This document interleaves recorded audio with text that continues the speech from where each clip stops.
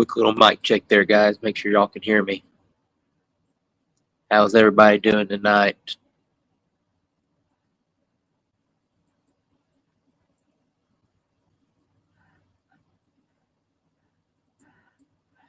It's been a long, long week this week. If y'all didn't see the chat there. School started back. And when you're an IT guy, school gets a little crazy.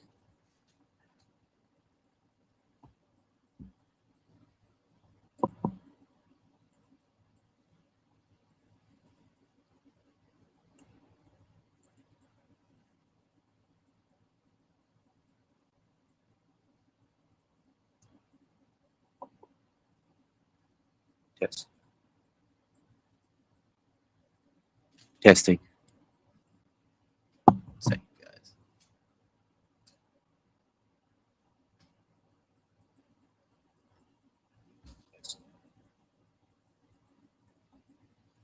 Testing.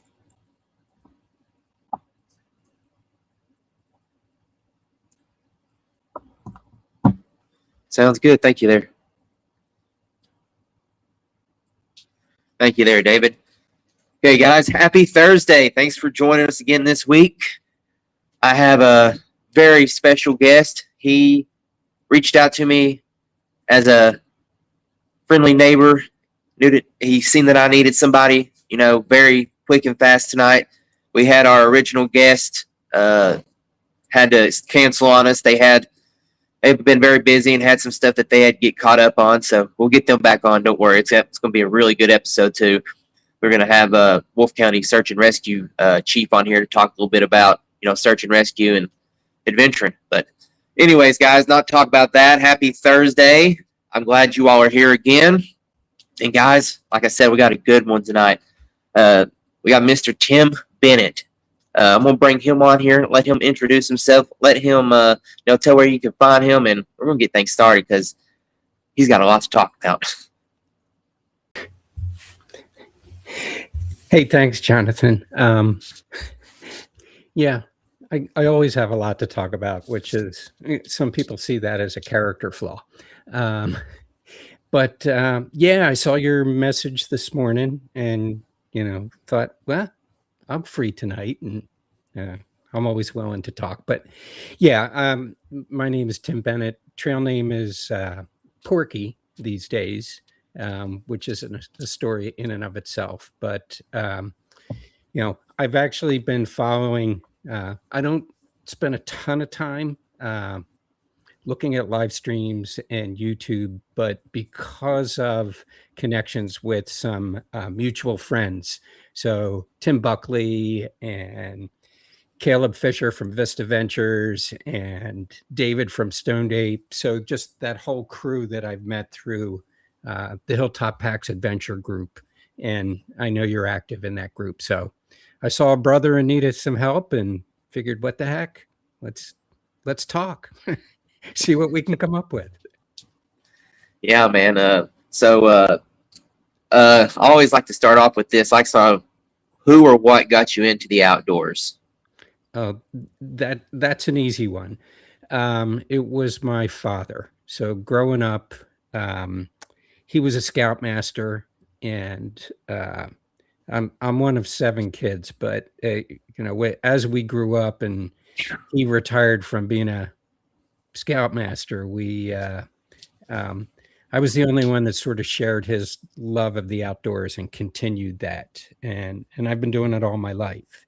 And even in the last year or so, I've discovered some connections back to him, and maybe finally understanding why I do some of the adventures I do. And so that's kind of been a revelation. And part of that is through writing a book. So, I mean, I can explain a little bit about the sort of the motivation behind it. I was a couple of years out from retirement, and I decided, looking back on some of his stories, he had hiked the Long Trail in Vermont. And I thought, hey, when I retire, I'm going to do that. And then one of my siblings said, well, that's cool. You can take his journal and follow along what he did. I'm like, journal? What journal? And so we finally found this journal. So he hiked it at 18 years old in 1937. And I just thought I'd been adventuring off and on all through the years, hiking, wilderness canoeing, doing photography. Um, and I thought, it would be really cool to retrace his steps. And I had no idea where that was going to lead me. So quite the adventure. But he was my inspiration all along, and especially so over the last several years. Yeah, man. You sent me your website and everything, and I got on there, and a lot of I got from your bio here, and like that story right there was just something I was like, man, like just following his footsteps, and just, I mean, speechless. Yeah. not many people accomplish something like that. Yeah, it was an adventure. Not the one I planned on, but it was the one that was meant to be, and the one I guess I needed. Yeah. So your bio also read that was it ophthalmology? Yeah. Okay. Yeah. How did that tie into your outdoors? Is that what kind of got you into the behind the lens, I guess you could say? Kind of the other way around. So I was a photographer. Coming out of high school, I went to the Art Institute of Pittsburgh and studied photography, and thought it would be really cool to keep doing, backpacking and doing landscape photography. And I was actually selling some photos to calendar companies, but I was carrying 25 pounds of camera gear in a backpack, along with enough food to do like the Loyalsock Trail or the Black Forest Trail in Pennsylvania. I was 140 pounds and my pack weighed almost 70. So I did photography and somehow just landed. It wasn't something I set out to do, but working in ophthalmology, which is care and surgery of the eyes, and all the diagnostic testing used photographic techniques back in those days. And I just sort of fell into it. Even to this day, I'm not sure how it happened. But I continued doing photography and continued hiking and paddling and camping and skiing and snowshoeing and fly fishing. And photography's always been a part of that. But my career was in ophthalmology and medical photography. And part of that you might appreciate, by default, that meant I was kind of the IT guy before there was IT. So sorry if I made you sweat connecting earlier. Oh, you're good. And I knew we'd have this terrible camera here when I made the switch.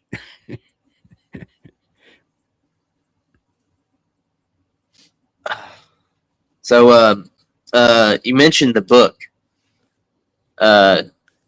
You want to elaborate a little bit more on it?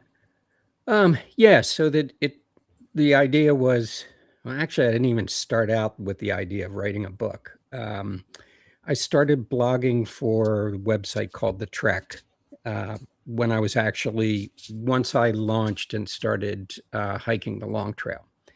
And the first 100 miles he hadn't covered in his journal.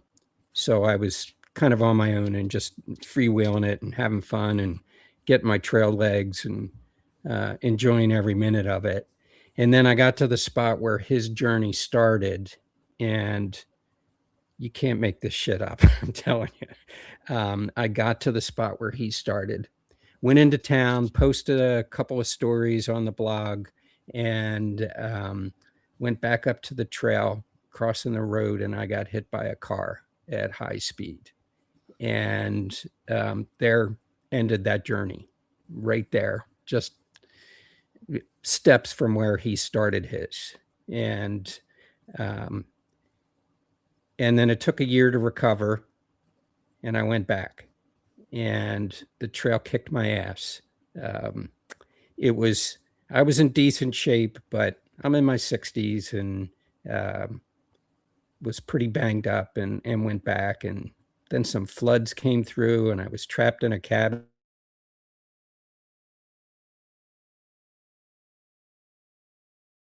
Adventure isn't for you.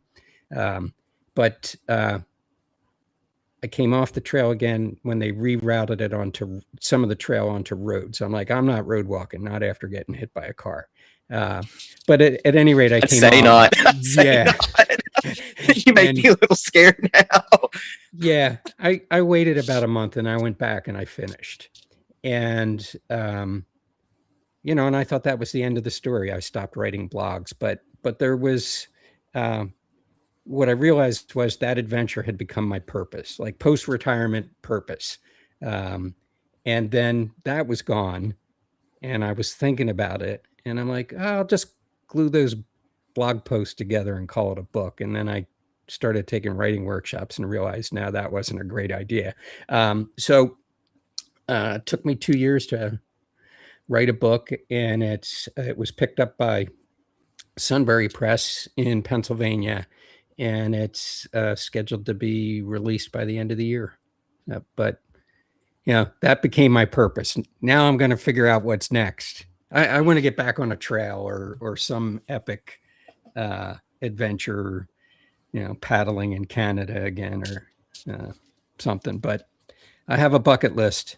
I want to start attacking it once this book is out. So you're now the second person that I've met that's done the long trail. So It's the first one was you probably already know who the first one is. Mr. King of Kentucky backpacking himself, Jeremiah Stringer. Oh, okay, yes. Yeah, that's the only other one that I know, and he mentions it all the time. Yeah. It's tough. Yeah. But he mentions how tough it is, the bogs and just everything about it. Yeah. And for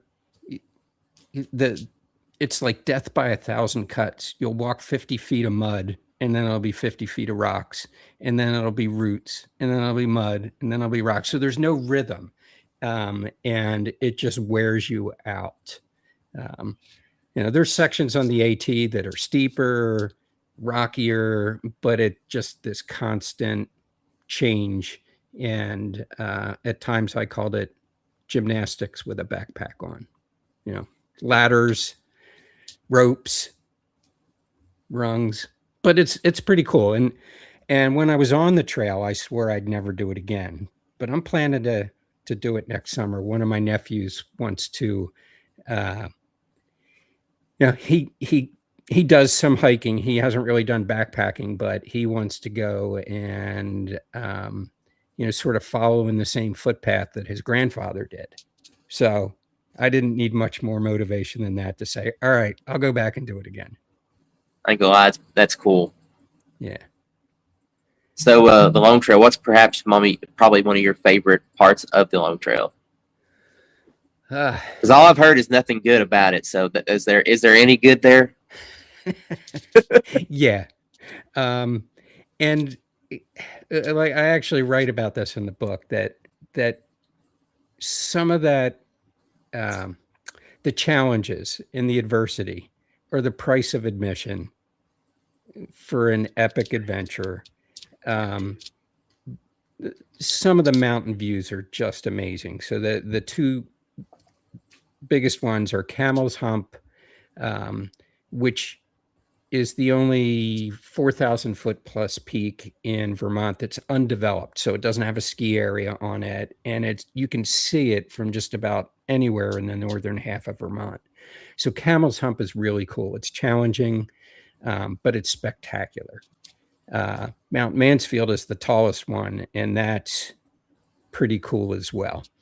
And yeah, there was a lot about it I liked. It's muddy. There's some nice waterfalls. There's beaver ponds. It's just got a rugged beauty. So it's the oldest long distance trail in North America.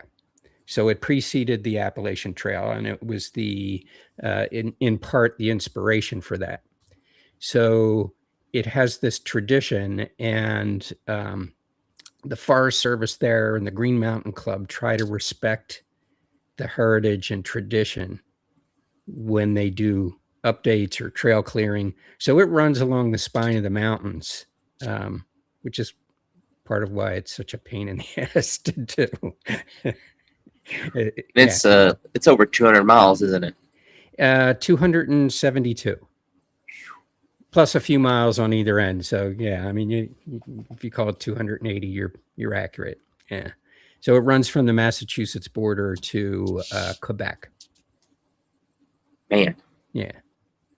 And the last 80, 90 miles feels really remote and rugged. I've heard a lot about all the trails, everything up in the Northeast is just a lot more rugged. Yeah. I've only made it up to PA, so. Well, there's some, there's some trails in PA and West Virginia and that are no joke. But it's not, a 90-mile stretch of that. That's what I'm saying. That's up there. It's like you just see wild for miles. Yeah. like out west, the same thing. Yeah. Yeah. And when I came off the trail after the flood, a buddy of mine said, "Hey, I'm going out to do some of the Continental Divide Trail and hike up into some alpine lakes and fish for some cutthroat trout." And I went, and other than the getting used to the altitude, which took a few days, it was easier than a long trail.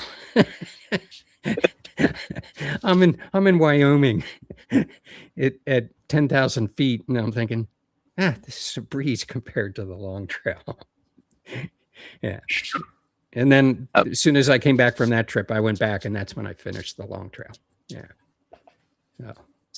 So I'm guessing, is the long trail, is that the only through hike you've done, or have you done any more through hikes? Shorter ones?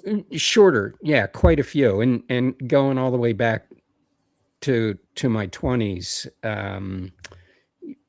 Things in Pennsylvania, and pretty short, so you can do them in a week or less for the most part. Black Forest Trail, Loyal Sock, the Chuck Kuiper, West Rim, and I love those trails because they were really scenic, and I was carrying camera gear and taking big time photos and selling them, and I made just enough money to keep buying film.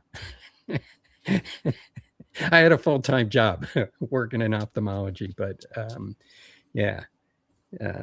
but so I've done a bunch of smaller trails like that, and in my mid to late 20s, actually transitioned more to wilderness canoe tripping. So 2 weeks in the Boundary Waters, that's awesome. Allagash in Maine, Algonquin, Tamale. It's a lot easier on your body too. The portage packs somewhat, or literally weigh 80 plus pounds, but you're only schlepping it a mile to the next lake. But hauling those out of a canoe, like reaching over and, just lifting up this 80-pound unwieldy, like a giant duffel bag is really kind of what they were. So it was a different kind of adventuring, but enjoyed that quite a bit. And it was the idea of getting, I hiked all along, but the idea of getting on the long trail and retracing my father's footsteps is what brought me back to serious backpacking. Yeah. I call you Tim, the true adventurer. I think you've done just about, well, quite a bit of it, man. I got stuff on my list. I've read you done not far from the AT there either, are you? No, I was on the AT last Wednesday. No, left the house at 1:00 in the afternoon, drove over, got 5 miles in, came back.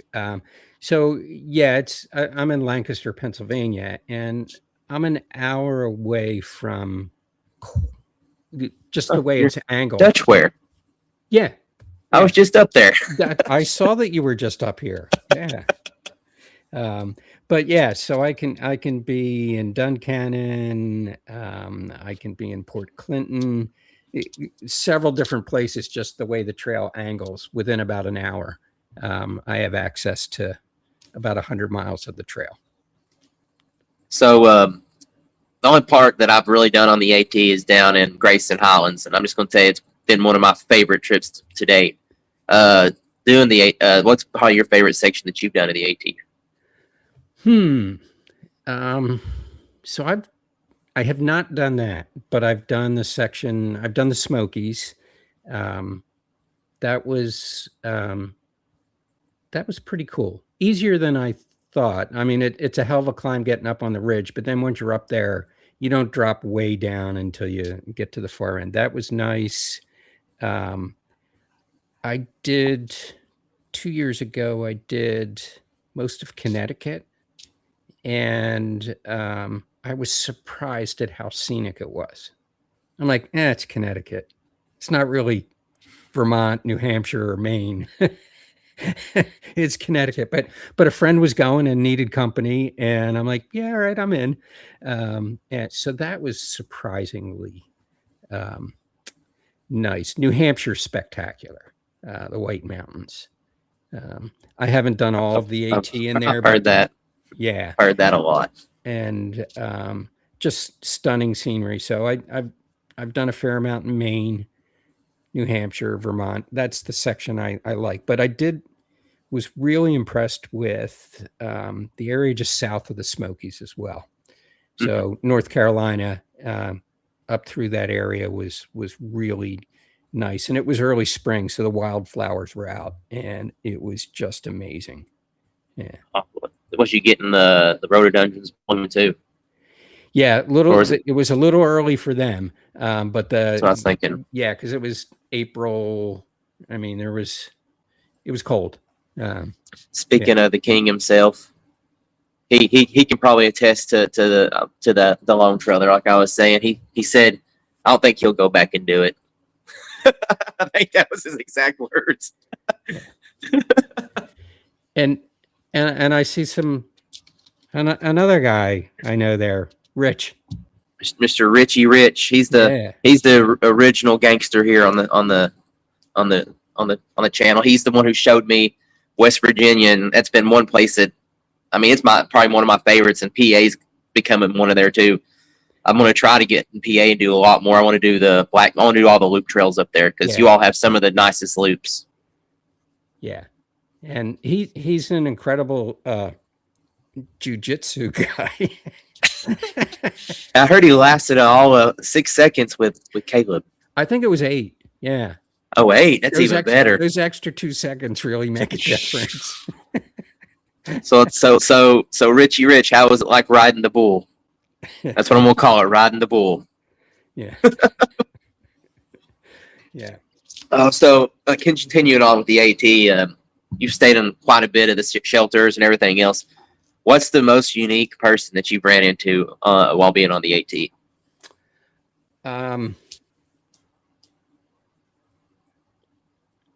Well, I've run into, not by accident, but Graybeard, Dale Sanders, who's in Maine right now with less than 50 miles to go.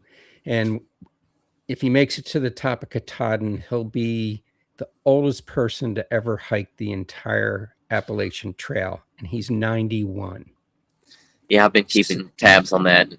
Yeah. So I met him last year at the Appalachian Long Distance Hikers Association gathering, and had some conversations with him. When he was passing through my area in Pennsylvania, I got ahead of him and hiked southbound until I ran into him. And then we hiked together for a while, and I had some amazing conversations with him. And that dude can move. He was only 90 when I ran into him back in, it was probably June. It actually was earlier. It was in May. But man, he's done a lot. He's done a lot of stuff. I think I read that he's also done like the entire outer rim of the U.S. or something like that. He's done all. I think he said, has he done the CDT and the PCT? No, he's done but I think you're right about he did like rim to rim in the Grand Canyon, but he holds the current age record for paddling the entire length of the Mississippi. Oh yeah, there we go. Yeah, Now, that's something that's just everything I've read on. Like, it's just unreal. Gives me inspiration for my age. Hopefully, I'm moving around that well at that age. Well, and it gives me hope. I have some thought that my father hiked the Long Trail in 1937. Yeah, in another 11 years, that'll be the 100th year anniversary, and maybe I'll try and hike it again. But I don't want to tell you how old I'll be in 11 years. But Graybeard gives me hope, seeing somebody like that. Yeah. Yeah. Then I think the guy who beat him a few years ago said he's going to have to go back again in a few years. Well, yeah, I don't. It sounds like you're familiar with the story. So Dale did that with the paddle of the Mississippi. He set the record. Some guy beat him, and he went back and did it again. And same thing on the Appalachian Trail. He held the record, and then Nimblewell Nomad is the trail name of the guy who is the current record holder. And he's part of Dale's support team. So they're buddies. And if anybody caught it on social media, there was a video clip last year. So Graybeard's been hopping back and forth, and he had to come home. He's actually from, trying to think of the name of the town, and I think it's in Kentucky, Lickskillet, maybe. But I'll have to look it up. He's from in that area, and so he's good at climbing them hills. A family member passed, and he came off the trail and came home. So he finished this. He was going to finish in the Smokies, but he finished that. Now he's back up in Maine. But when he came down to the Smokies, Nimblewell was there to greet him when he came up to the top. I think it was Klingman's Dome or one of the other tall climbs. And so there was a video just last week of the two of them, and pretty cool. So 87 and 91, and they're on the trail, like hooting and hollering and crying and hugging each other. And yeah, so real inspirational. And a positive part of trail culture, and people supporting one another out there. Yeah. I mean, that's just awesome. And then like you said, just their age alone is inspiration. I've always been told the moment you stop moving is the moment you die. So. Yep. Yeah. And I, working in ophthalmology, the vast majority of my patients were elderly. And that's something a day didn't go by that a patient didn't say to me, never stop moving, because it's all over when you do. They'd say, don't get old. And so I've been doing my best trying not to do that. But yeah. So another thing I've heard is that you're also a brewer. You like to brew your own beer. Is that what you got right there in the glass? Yeah. Want to elaborate? Well, and you never know. So if you didn't ask, it could have been lemonade, which is what I was drinking earlier. But when I sat down here, I poured some. Yeah, I've been brewing for a little over 15 years, and I kind of have a side project that I'm hoping to maybe this will be my next purpose once my book is out.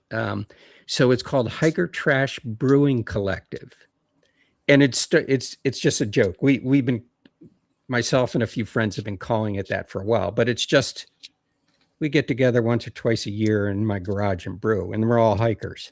And part of it started one year before I went out on the Long Trail.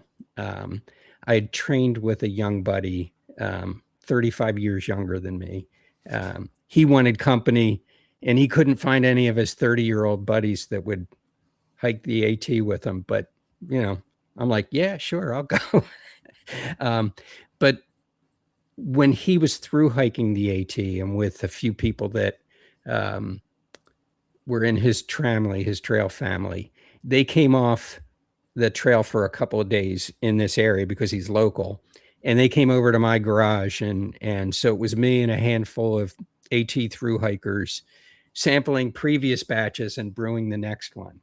So we jokingly refer to it as Hiker Trash Brewing Collective. And, we have plans to actually set up a time or two and where we know we can get good water and fire up the brew kettle and brew something right on the trail. So that's a goal. And I think Rich might have sampled some. All I brought was a growler to the last Hilltop Packs event.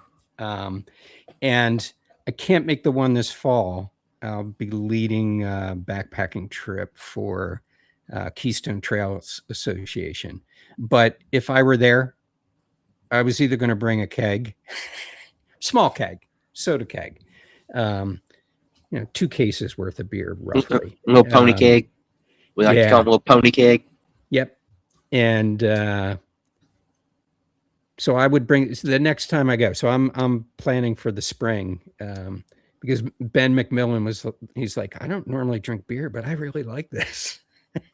So what was the name of it? You called it the name of the beer. That one's Trail Magic. Trail Magic. I want to hear about that one. Okay. I read briefly on it, but I want to hear more. So that was, I designed that recipe specifically for through hikers, some of the ingredients. So I made sure it had American malt. It had some wheat. It has a little bit of rye in it as a nod to rye whiskey. And the hops that are in it were chosen just based on their name, but they end up playing really nice together. So it was, Rich is right. Yeah, it's a rye IPA, and it had the hops in it were Summit, Cascade, and Talus. So Talus Slopes, Summit, Cascade. I thought, oh, those all sound cool. Let's just throw them together. But it's a really good combination. And the version that I took to Hilltop Packs that Rich is talking about, I actually put some spruce tips in it. So I sourced them. There's some hippies in Colorado that you can order spruce tips from online. So they take the spring growth and break it off, and you can put it in and a little bit like hops, and it gives it a flavor. So the idea was it was outdoor, earthy. And Rich is right. It still tastes like beer, even though I say I put all this stuff in there. Everybody's had some beers where it's the chocolate marshmallow peanut butter something or other. And no. It's like, where's the beer? I like a good ale. Not gonna lie, good lager. That's my go-to when I drink beer. When I drink beer, that's what I'll go to either an ale or a lager. Yeah, a good amber beer. Yep. So I have a few in recipes, and sometimes there'll be different names, but it might be the same recipe. Like I have a handful of really good recipes, but just depending on what I feel like. I saw a thing the other day and somebody said, what is it that you keep in your pack back at the car? It was Backpacker Magazine did an online question. And the idea was, what essential is waiting for you? And, a lot of people have heard of the 10 essentials for safety in backpacking, like, clothing, shelter, food, water, navigation. And I just typed in, I said, oh, the 11th essential, beer. So I'm going to name one of my brews the 11th Essential. Yeah.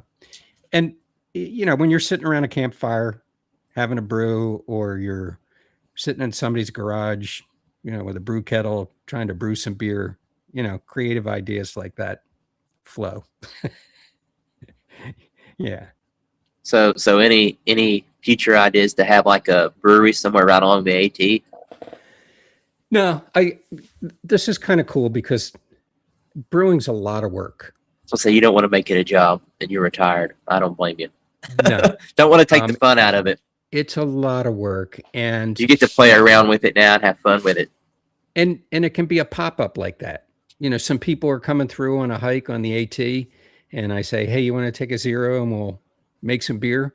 Yeah, it'd be like, yeah. You'd be the guy to hike on trail with them, wouldn't you? You know exactly if you wanted to make some beer.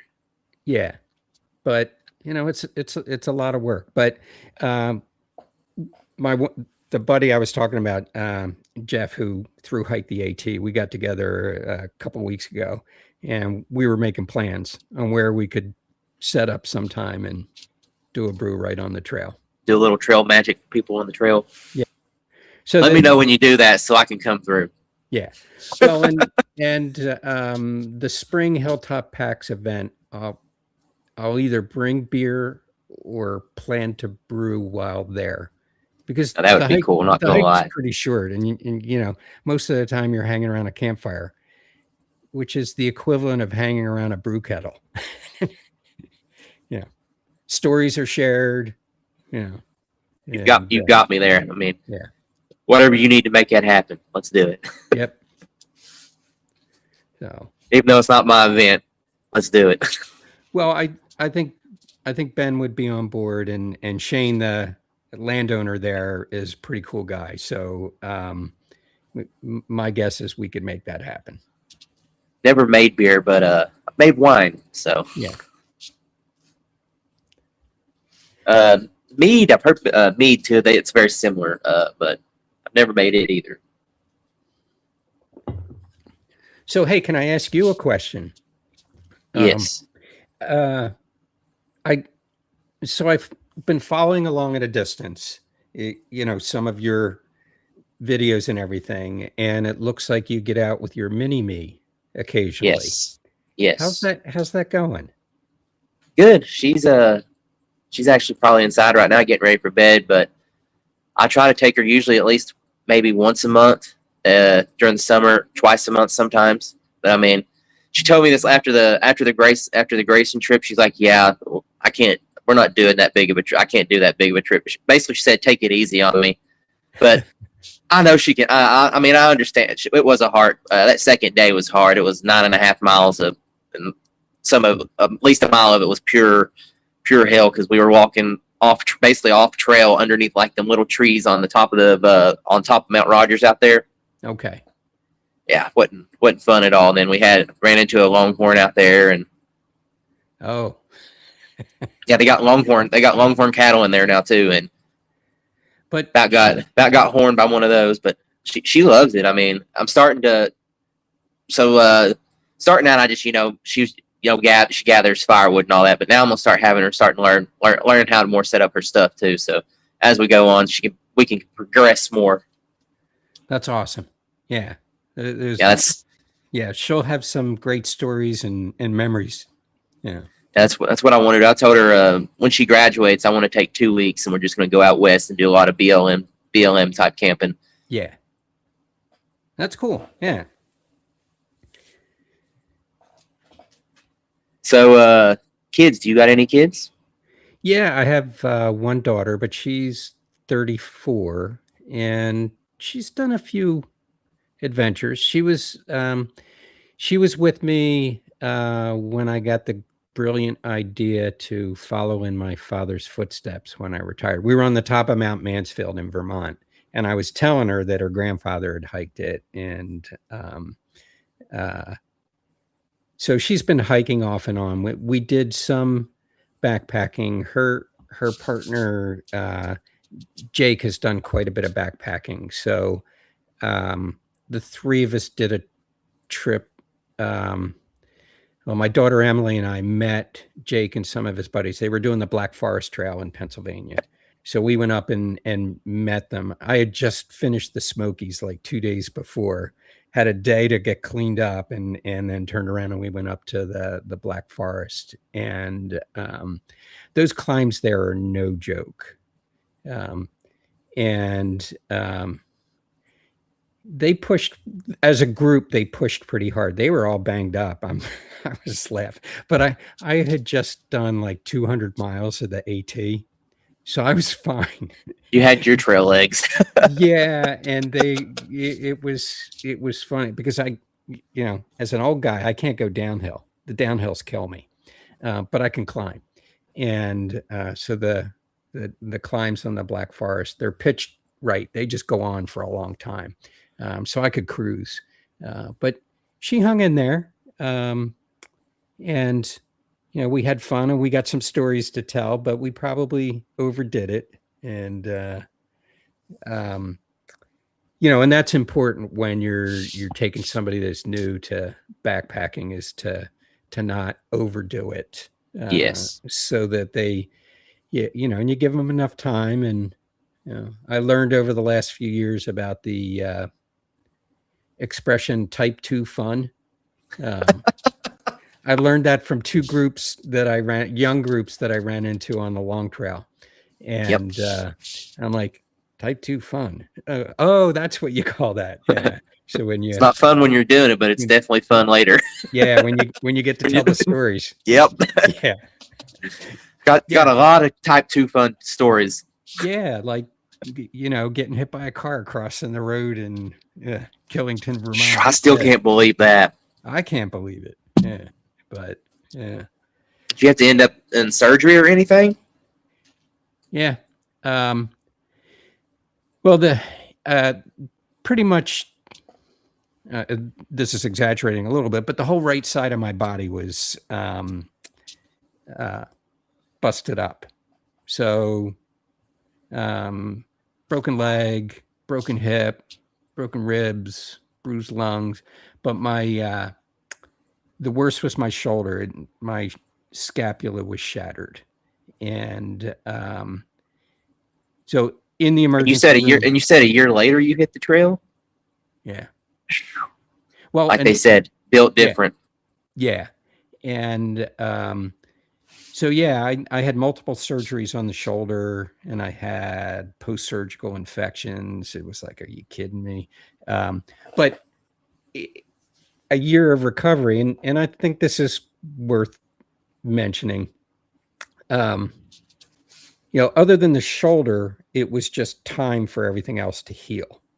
And as soon as I was, so it was painkillers, and it was. As soon as she was able to walk, you was out walking. In my neighborhood. One trekking pole, my arms in a sling. It hurt like hell, but they said, you can't do any damage. And then it was 4 months before I could drive. But as soon as I could, I started hitting parks, and then graduating to the AT nearby, the the Mason-Dixon Trail, Conestoga Trail, and just started hiking. And, I'm convinced that, and we'll get back to Rich's comment there in a second. He's telling the truth. But I'm convinced that being out there in nature, I hiked every day for about 6 months straight. It was, a few months before I could do anything. I couldn't walk at first.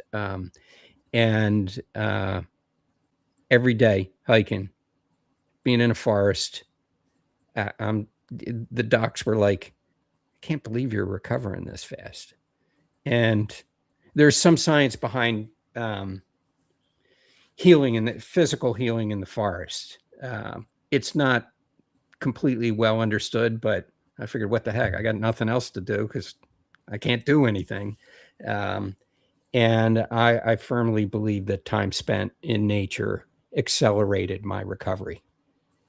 I probably went back to the trail a little too soon, but If it had been other trails, it would have been fine, but because it was the long trail, it was a bit much. And yeah, ouch. Yeah, I'm seeing some other type 2 fun and getting hit by a car. And yeah, but Rich and I was in Rich's vehicle coming back from the first Hilltop Packs thing, and I was telling him that story, and then a deer jumped out. Boom. Yeah. It was like, it was weird. Yeah.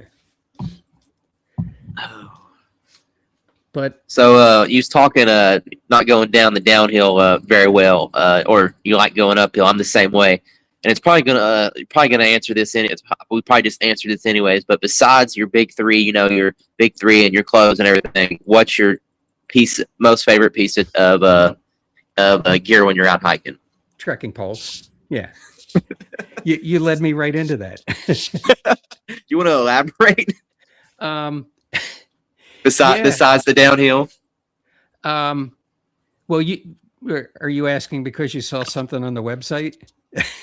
Yes, I read it into it a little bit. Well, it was funny because I had written a little bit about that in the book. Like I was falling 4 and 5 times a day, even with trekking poles in the northern half of the long trail. I mean, it was just beating me up. And so I'd when I finish the trail and I come back and I see these videos like, here's the correct way to use trekking poles. And, it's asymmetric and you plant the tip, 6 inches away from your foot. And I'm like, what the just use them. So I have this sort of sarcastic idea with, people talking about the correct way to use them and holding the grips. And I'm like, just make sure you have them and use them. But I mean, they're useful for a lot of things. I have a trekking pole tent, so use them for that. On those rocky ledges and, say I always carry one. I'm a one person. I always have one and I can get by with it. And you can tap those rocks in case there's any snakes on the ledges and, having you get the spider webs out in front of you. Yep. Yeah. So I wrote about that too. Because there's that joke. Unlike Tim Buckley, he likes eating the spider protein. Yeah. The other Tim. Yeah. The evil Tim, as I like to call him. Yeah. And we call him the naughty Tim. He's a good dude. Yeah. And everybody in that crew pretty much is. But yeah, so trekking poles are important to me. And but yeah, I saw another thing popped up and I'm like, I'm getting to be fast at writing. So I quick wrote that blog post up because I saw somebody, pontificating about it on Facebook about the right way to do it. And I'm just like, oh, I can write a story in about. I'm sure you and Tim had a great story on trekking poles because he does not see them very well suited. We've never debated that. You'll have to talk with him. We had if you checked Dan's or any other video, we had that overrated. Okay. Yeah. Oh yeah. Yep. He said trekking poles overrated. Yeah, but he's a lot younger than me, so I'm younger than him, and I'm going downhill. I'm definitely using my trekking poles. Yeah. I did a lot of bad stuff on my knees throughout the years, so I'm definitely going to be the 50-year-old who has to have a knee replacement, probably. Yeah. The downhills are really, and they're in my hand most of the time. I only use them when I need them. Yeah. Yeah, both Tims are, by the way. But okay, man. Before we start these would you rather's, one last question that I'm always going to start off with what got you outdoors, and the last one I want to do is if you could have one dream trip, what would it be? Where would it be? And what would it be? So I can tell you're a pretty big outdoorsman, so I know you've got quite the idea. I wanna hike hut to hut in Iceland, and which is as long as you got the cash, you can pay to make that happen. But while there, do some fly fishing for Arctic char and salmon. Rich will like that idea. Yeah. So that's my bucket list at the top. I could give you about 20 more, but I'm gonna say Alaska's probably up there since you said that. Yeah. Because tons of good fishing up there. I mean, I did a little salmon fishing out west when I was out there, when I was stationed out there, and let me tell you, they're fun to catch. Yep. Yeah. So Alaska's plan B if I don't get to Iceland, or I could flip them. Who knows? Yeah.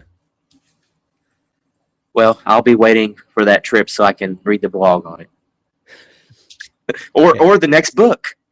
That's what my writing coach keeps saying that, and I'm like, no effing way. I want my life back. I want to get back out on a trail. I feel your pain. On trails where I find myself, and it's something I love. I mean, the sooner I can retire, the sooner I can enjoy life. Because I'm like you, I'll probably be on trail quite often. Good. Yep, that's the way to do it. It changed my life for sure. Yeah. Okay, man. So first one here that they picked was: would you rather carry a heavy, glowing neon pink disco ball that plays loud 1970s techno music in your backpack for the entire trip, or wear a pair of squeaky clown shoes on every rocky descent? Clown shoes. You know what the funny thing is? The first thing I thought when I seen that, I was like, well, the shoes are lighter, so I'm definitely taking the shoes. That disco ball is just going to be annoying and heavy. I was going to say, I lived through those days. I've already done the disco ball thing.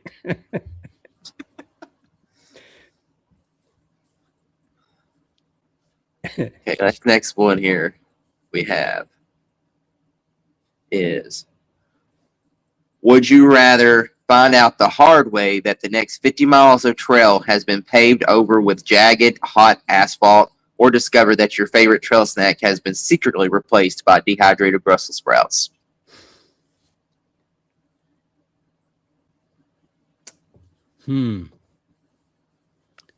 Yeah, see, that one balances out a little bit there. Yeah, I'd be disappointed in the trail snack. I think I would be too. Yeah. I think I could deal with the hot jagged asphalt probably. And that's type 2 fun. You got a story to tell about the hot jagged asphalt. Yeah. Yep. Yeah.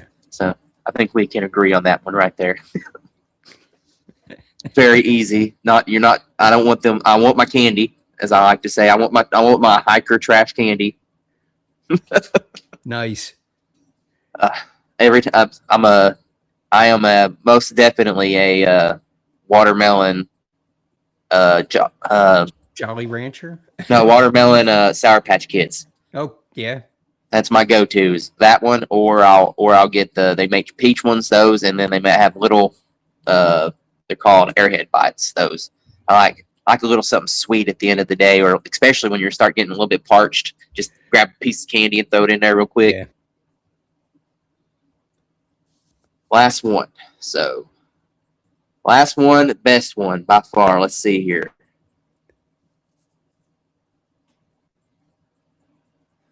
Would you rather have to eat all your freeze-dried meals completely cold and crunchy without water, or have your water filter turn every drop into the exact lukewarm temperature and flavor of a movie theater hot dog?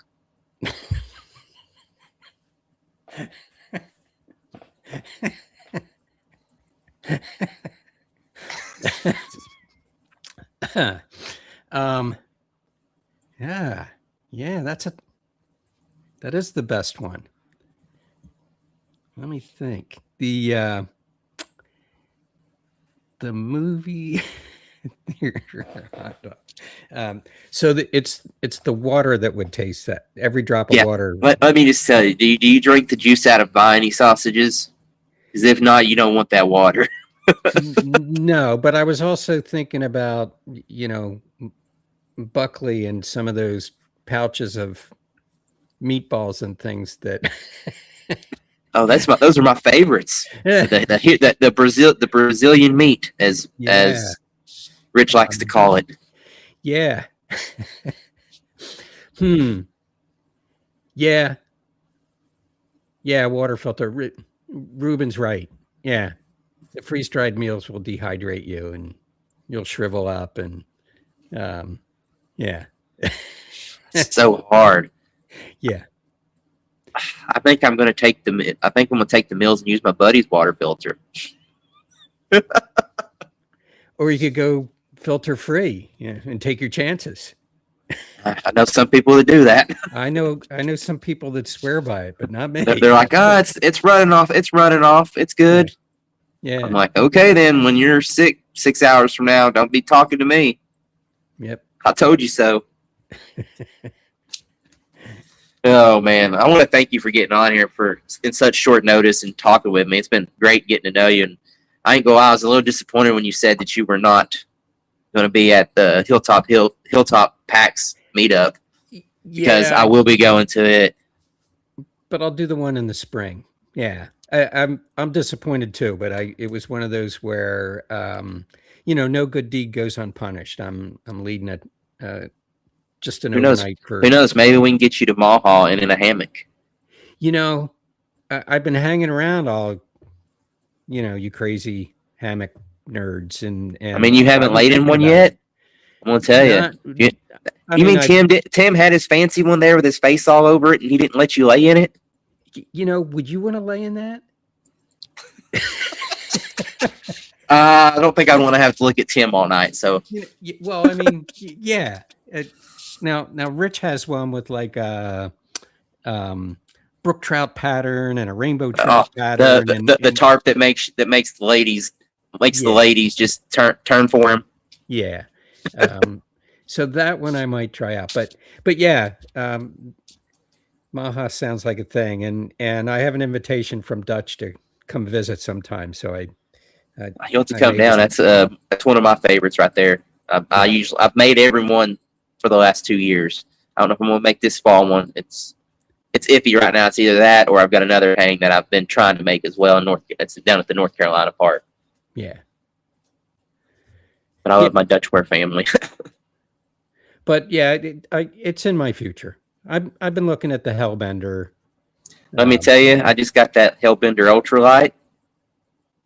I'm just going to tell you right now, my whole setup's probably lighter than your tent and everything. Oh yeah, yeah. I got a Dyneema. I picked up a new tarp too, a Dyneema tarp. I found one for a really good price.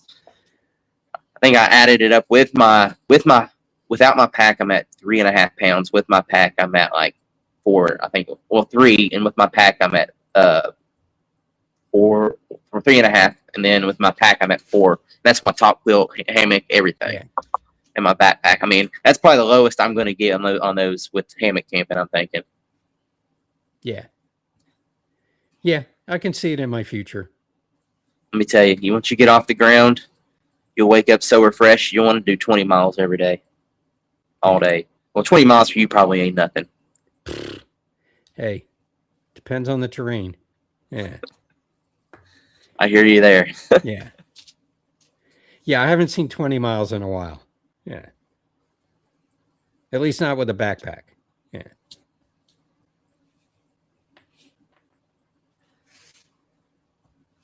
Oh, okay. So we're going to have our drawing real quick here, guys.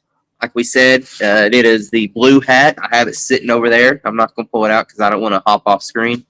But we have the blue hat. I'm going to bring up last week's, and we're going to run the comment generator, and we'll see who wins the hat. And if you won already, Rich, we're picking again.